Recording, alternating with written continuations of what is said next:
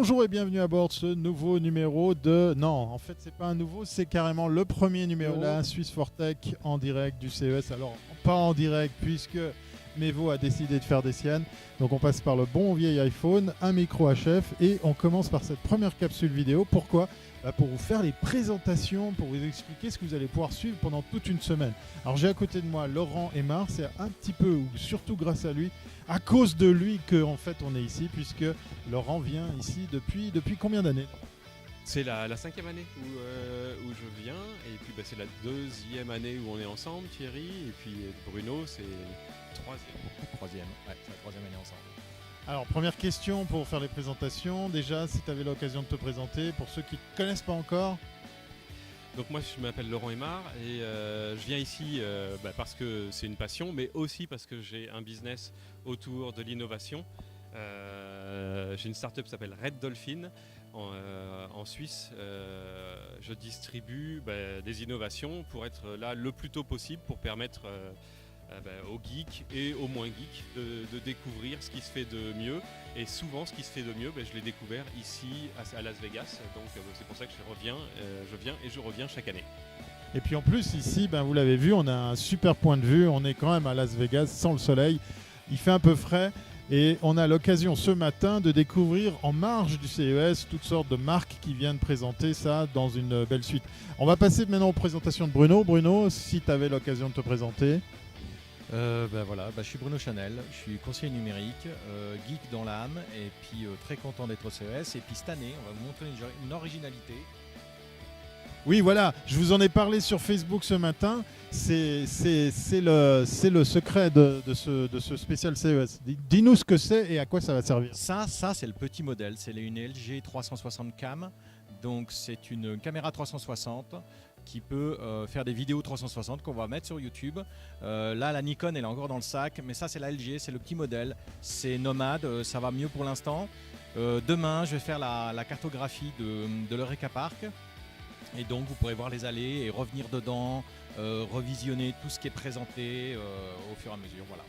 Je vous l'ai dit, en primeur, voilà, en fait, je vous ai fait un petit peu de teasing pour vous dire qu'on allait faire le CES comme si vous y étiez. L'idée de Bruno, c'est quoi ? Eh bien, c'est tout simplement de cartographier en 360 degrés toutes les allées de l'Eureka Park, un endroit qui nous affectionne beaucoup plus que le reste du CES, même si on va un petit peu se balader, mais on va se concentrer sur cette partie-là pour la carte. J'explique en 2 mots l'Eureka Park. Dans le CES, traditionnellement, il y a les grosses écuries qui prennent des énormes stands, les Samsung et compagnie, les Sony qui sont au Convention Center. Et puis depuis quelques années, il y a l'Eureka Park qui est vraiment l'antre des startups. C'est là où les petites sociétés, même souvent avant qu'elles fassent un crowdfunding, Kickstarter, Indiegogo ou KissKiss ou Ulule en France, viennent présenter là leurs nouveautés et avant de lancer même la campagne, commencer à se faire connaître, avoir de l'intérêt du public, de la presse, de distributeurs. Donc nous... Et la reconnaissance du CES pour gagner un prix CES qui valide une campagne crowdfunding. Complètement, c'est vrai qu'il y a les awards, donc il y a beaucoup de startups qui vont venir de là et avec des clients potentiels et des awards. Et puis nous, on va arpenter l'Eureka Park pendant, je pense, 2 voire 3 jours pour y découvrir les pépites de l'innovation qu'on espère apporter sur le marché en 2017. Et on va vous faire bosser parce que si vous identifiez vous aussi des pépites avec le travail de Bruno, de repérage, de cartographie de l'Eureka Park, vous nous faites signe, vous nous balancez des commentaires, des tweets, mais on va se focaliser sur Facebook et sur YouTube pour qu'on puisse par exemple revenir sur un stand et faire quelque chose comme une interview de la techno qu'on aura trouvée. Tout à fait, ouais. Oui, ça va être toi, les interviews, mais effectivement, et vous pourrez aussi regarder le plan. On vous mettra le plan du CES et des plans interactifs, mais vous voyez directement la carte avec les numéros des stands et les noms des startups, le descriptif du produit. Donc après, vous pourrez retrouver dans la carte ce numéro selon les vidéos. Chaque vidéo sera faite selon les allées et ça sera numéroté, donc vous pourrez directement retrouver la visuelle du stand.